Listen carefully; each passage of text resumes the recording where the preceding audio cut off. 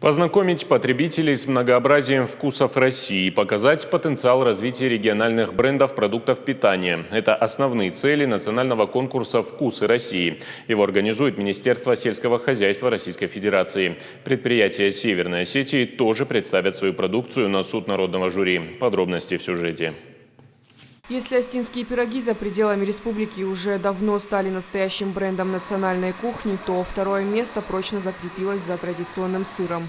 Его приготовление – трудоемкий процесс, важна каждая деталь. Мы заферментировали при определенной температуре.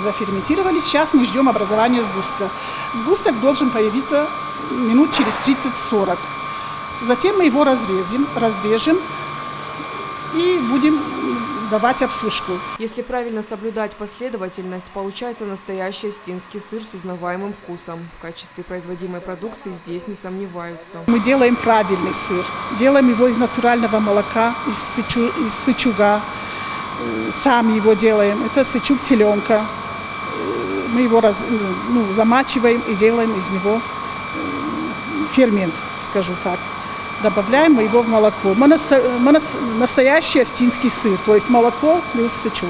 Предприятие «Березка» производит и выпускает молоко, сметану, масло, творог и, конечно, сыр. В этот раз республика представит остинский сыр на всероссийском конкурсе «Вкусы России». Северная Осетия уже становилась призером. Бренд «Остинские пироги» занял 3-е место в номинации «Загляните на огонек» в прошлом году. Северная Осетия Алания подала несколько заявок.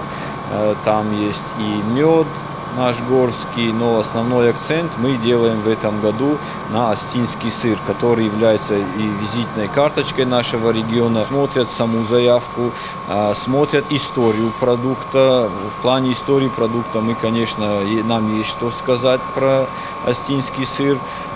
Кроме этого, смотрят вообще активность региона, смотрят промо-поддержку, смотрят внешнее оформление. Прием заявок на второй национальный конкурс региональных брендов продуктов питания завершен. 84 субъекта страны представили свои брендовые продукты. Теперь их оценит экспертная комиссия. Итоги конкурса по 8 номинациям объявят в ноябре. Для победителей и призеров уже разрабатывается программа поддержки предприятий. Зара Соколоева, Хетак Гапоев, Новости Осетии.